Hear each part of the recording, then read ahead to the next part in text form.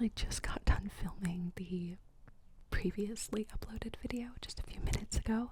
I filmed that video with the intention of making this one, but then I got on so many long rambly tangents that I forgot what the topic of the video was supposed to be, and I forgot that I was supposed to be talking about movies, and by the time I realized, I was like, you know what, I'm just gonna let this video be its own, and I'll film the next one another time. And then I just went into the bedroom, changed shirts, came back, and I'm like, let's film the movie video now. So there we go.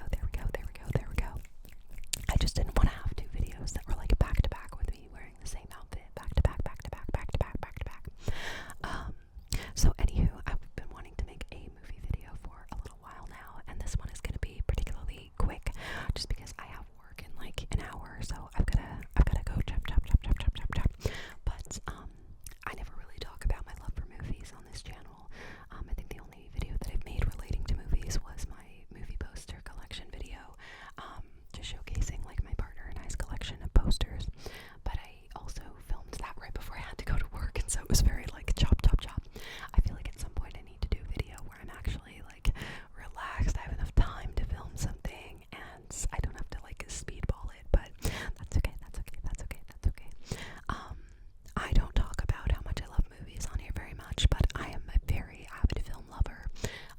I try not to necessarily refer to myself as like a cinephile, because I don't want to come across as being like pretentious or, oh, I know more about movies than you do, you know, like, I think my love for movies is just like my love for art. I mean, because movies themselves are an art, and what I love about movies is just the personal connections that we can make through them, and how just like any piece of art, we can always come away from a film with some sort of personal attribute or personal connection to the story, and it's always going to hit everybody differently. I think it's just very unique how movies portray art and emotion, and I've always loved them. My favorite movies have changed dramatically throughout my life, because, you know, when I was younger, I was very interested in mostly fantasy movies, and then it moved up to action movies and vigilante films, and now I'm a bit more like artsy with the movies that I like. I mean, I love all kinds of movies. I have many favorites. I couldn't pick just one. But nowadays, what I look for in movies is a strong story with captivating characters and performances. I really enjoy good visuals in movies as well. And by that I mean like anything trippy or unique that tells a story visually is very cool. I always look for unique cinematography. I love that. But strong writing, and in particular dialogue, is something I always look for in films. Like strong dialogue, very heavy emotional scenes. That's something I always highly regard. And so I have a list here of the movies that I've watched this year so far. A lot of them have not been great, unfortunately. My partner and I sometimes just pick like a random movie that we know is gonna be shitty, just because, you know, we want to like, I don't know, get stoned and just watch something stupid. But there have been a couple of really good movies mixed in here. I will say though that the first movie of this year was not one of the good ones. It was Heretic with oh god, what is his name? Oh my god, I can see his face. Hugh Grant. I almost said Hugh Hefner. Oh my god. Not him. Heretic was not very good. I was disappointed in it. I think it's on HBO. I can't remember who directed it. But to me, it just felt like one of your average horror movies, which I was a bit disappointed about. It started out really strong. It had a very strong concept. It was very intriguing, and like, I want to say that like the first half of the movie was very solid, especially with the performances and dialogue. It was very tense, and then I felt like sadly it began to just kind of fall apart and go into this very I don't know, unbelievable and over the top horror movie that just lost me. It just lost me. I want to make a disclaimer that I'm going to try to avoid giving any spoilers in this video for people that are interested in these movies. I'm going to try and be as vague as possible while also still giving my opinion, just because I don't want people to be like, oh man, just ruin the movie, you know.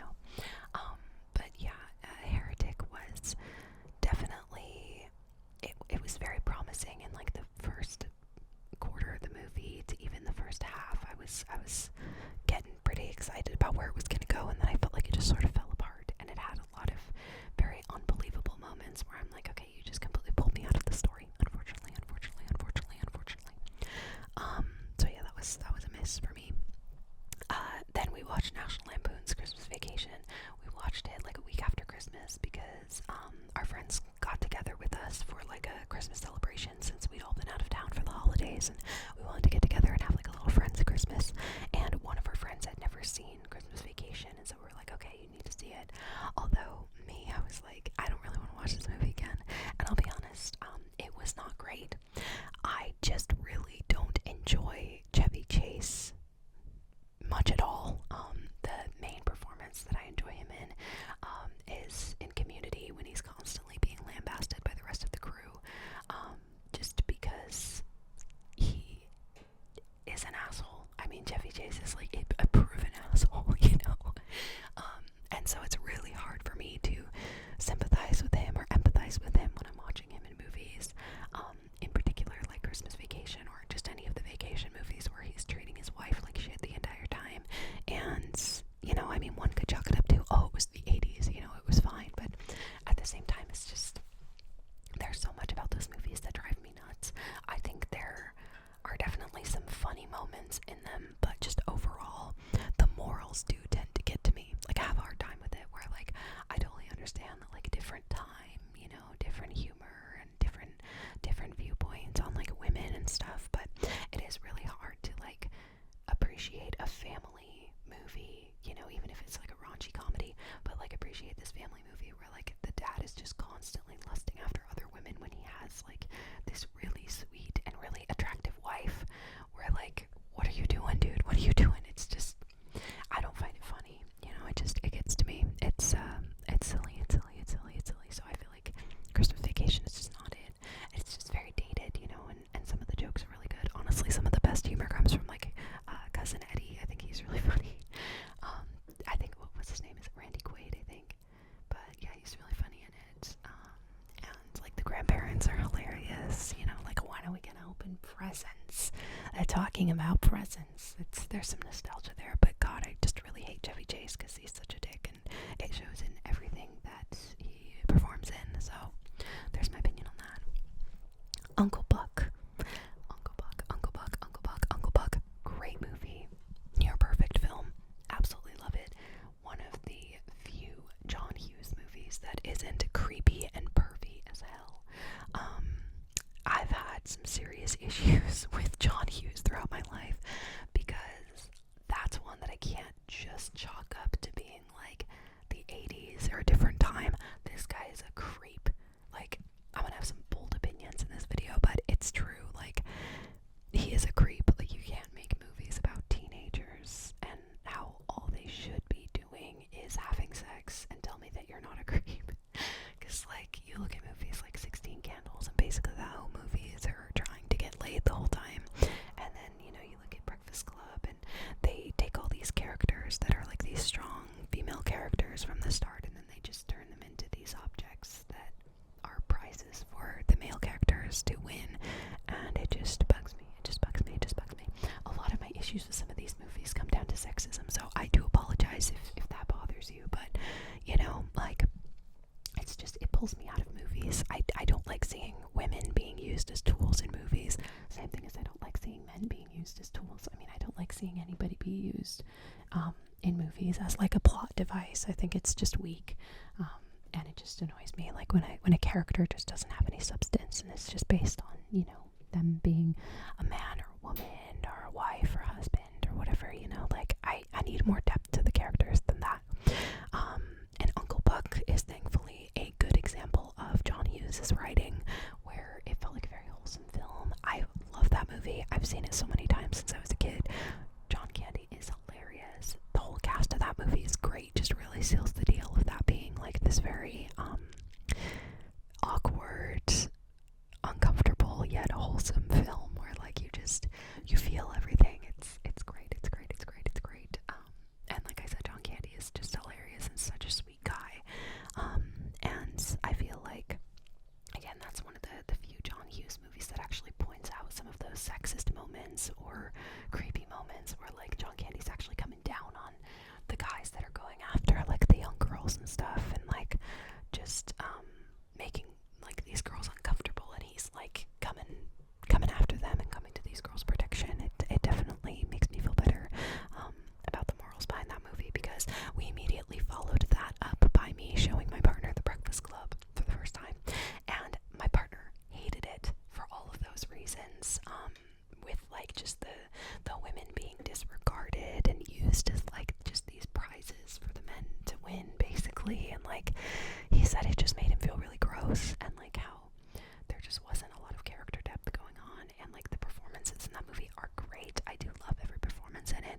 just the characters themselves were written so on the surface, and it's just unfortunate because this is a movie that's been highly regarded for so long, and I can understand why at the time that was probably a big deal, just because, like, you know, you're looking at this very raw look into teenage life, whereas I feel like there weren't a lot of movies that really showed that grit of the teenage years up until that time. I mean, because you had movies like, you know, Animal House and stuff like that, and I feel like that wasn't really showing like what kids were actually going through, and the depression and the anxiety and all that. So I can understand like why this was a very pivotal moment in culture, but it's not a movie that I think we should continue to hoist on a pedestal, at least not for me. The nostalgia wore away pretty quick when I was picking up on a lot of these really uncomfortable moments, and I was like, not as good, not as good, not as good, not as good as I remember. Anywho, we move on to The Lobster. The Lobster, The Lobster, The Lobster, The Lobster, The Lobster, The Lobster, The Lobster, The Lobster, with Colin Farrell, and I can't remember who else starred in it, but God, that is a really good movie. Yorgos Lanthimos, he makes some amazing films. He made Begonia, Killing of a Sacred Deer, Poor Things, Kinds of Kindness. Those are the 4 others that I've seen by him. Yet I have yet to see Dogtooth. I know that's one of his, and I think he has another one that I still haven't seen yet. But The Lobster was very good. It was very weird though. I feel like I need to watch it again just because his films are very allegorical, which I really enjoy. I love any movie that makes you think and like kind of paints some imagery of the characters in more obscure ways rather than just this character does this character does that. It's like you kind of have to piece together what they're feeling and what they're experiencing. And Yorgos definitely has a way of making movies like that, where some of his movies are very over the top, outlandish, like allegorical, and some of his other movies are a bit more straightforward. But I really enjoyed The Lobster. Very unique story, very unique plot. If you like weird movies, check it out. It was very good. It was very good. It was very good. Then we also watched Trainwreck, Woodstock 99. That was a documentary on Woodstock 99, and that was crazy.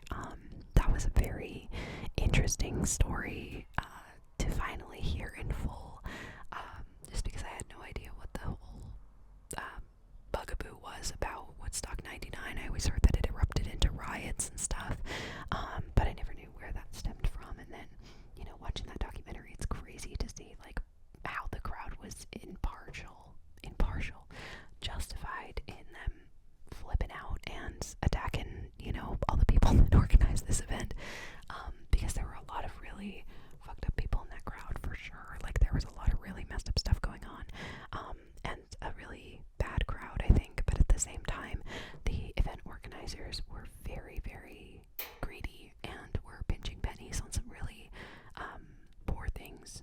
Ironically, pinching pennies on poor things, but I don't mean like literally poor.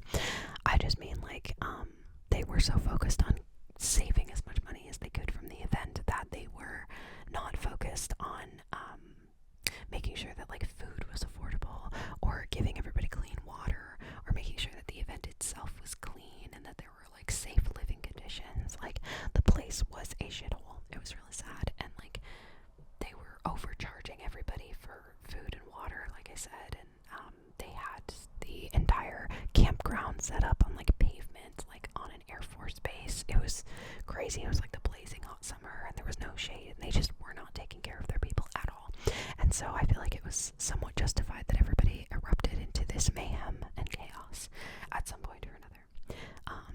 Yeah, because those dudes were greedy. They were very greedy. They were very greedy. They were very greedy. Then we have here Goonies. I love Goonies. I grew up watching that movie so much that like when I watch it again, I'm like, oh my god, I could probably quote this movie like front to back. It's crazy hearing all this dialogue and being like, wow, these lines have been rolling around in my head for years. But yeah, that was a very fun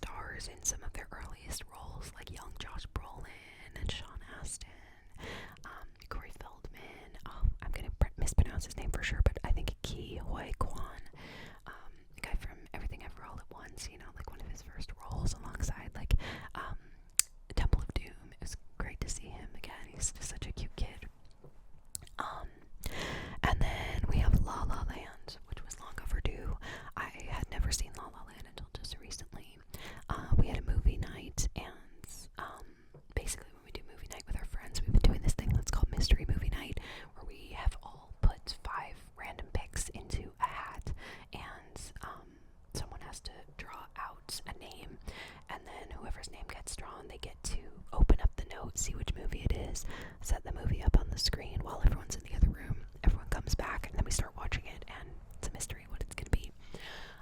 And so one of the last times was La La Land, and I'd never seen it before. Everybody else in the group liked it a lot more than I did. I thought it was still a good movie, but it didn't really speak to me.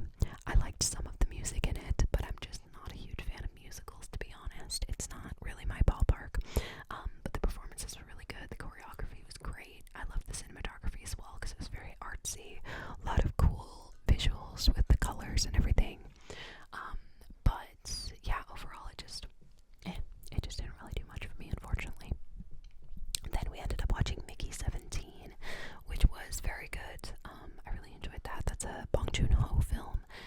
Same guy that made Snowpiercer and Parasite, which I absolutely love Parasite. That is such a good movie. And Snowpiercer as well. It's been a while since I've seen that one though. But Mickey 17 was great. Robert Pattinson just always delivers such a good performance no matter what he's in. I just really respect him as an actor. That was a great movie. Very relevant to some things that are happening politically right now and just in the world. I think definitely an important movie to watch, Very funny as well. Just was consistently entertaining. I really enjoyed that. The next one was 3 Billboards Outside Ebbing, Missouri. Oh my god, that movie was amazing. Holy shit. Frances McDormand is so good. I love her so much. And Frances McDormand, Sam Rockwell, and Woody Harrelson. And I know there's a few other pivotal stars that I'm forgetting. But this was the same guy that made, I believe, Banshees of Inisherin and Seven Psychopaths, which are both some great movies. But I absolutely loved that movie. It was so good. I've never watched a movie that has more inspired me to work on my book, because I've been working on a book for a couple years, and this story just really inspired me to keep working on my book and really got me back in the groove again. It's a fantastic movie, very dark, very sad, but at the same time has so much energy, so much excitement to it, some really good humor in it, kind of like that deadpan humor. It very much felt like a Coen Brothers film, probably not just because Frances McDormand was in it, but just the same sort of vibe where you have that dark humor balanced in with this heavy plot and just a very strong story and a strong cast. But it was a very good film. I really enjoyed it. I Love You, Philip Morris was the next one we watched. That was a really weird movie. I had no idea by the end of the movie that was a true story. This is I think a 2005 or 2007 film, and it stars Jim Carrey and Ewan McGregor as a couple, which is never a couple that I thought I would see together. It was also, I will say, a very graphic movie, and there were a few times that I'm like, this is really weird seeing Obi-Wan with Ace Ventura right now. Some of my childhood stars here just going at it. I'm like, wow, did not expect that. Interesting. It was a very unique movie. I don't remember a whole lot of it. I was not the most sober at the time when we watched it, but I just remember being absolutely shocked by the time that we got to the end and it was based on a true story, and I'm like, there is no way that this stuff actually happened. But it's a crazy movie, basically about prison escapes and con artists and stuff. It's very weird. It was pretty funny. Like I said, a very odd movie. But yeah, it was a good one. Then I watched Tenet. This was on our anniversary weekend. We went up to our vacation cabin and we watched I guess we just watched Tenet. Oh, I didn't write down one other. There was one in between I gotta write down. Before we watched Tenet, we watched Tusk. I don't know if you have ever seen Tusk, but that is a wild movie. Man becomes a walrus. That's all you need to know. Somehow, this movie was kind of the foundation of how my partner and I's relationship began. Don't ask why or how. But we decided to watch it again.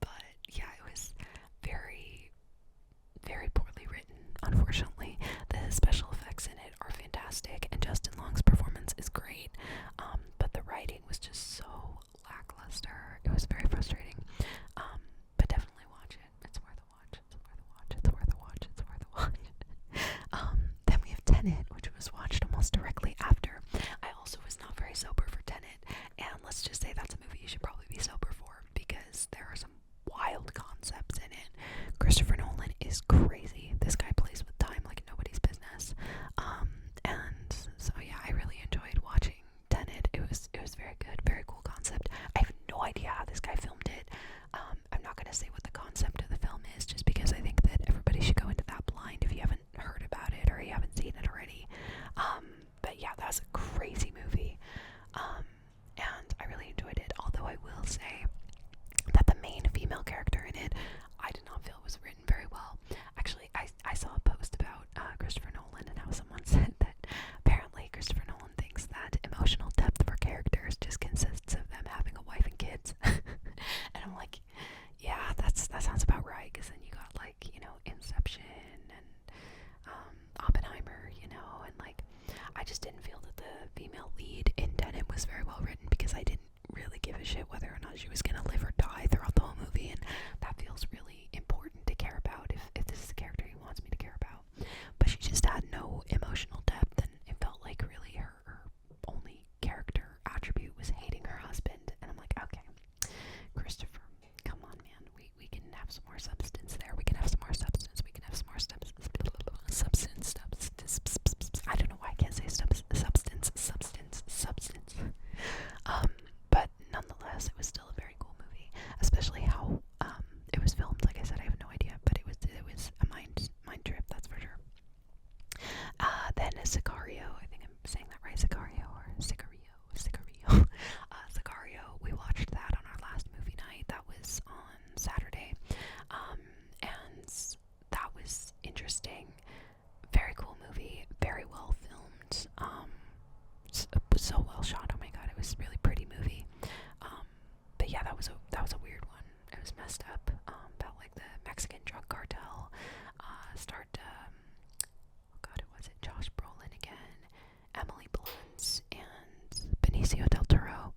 Very good cast though. Oh my god, they were so good, and very tense, exciting movie. But yeah, that was a good one.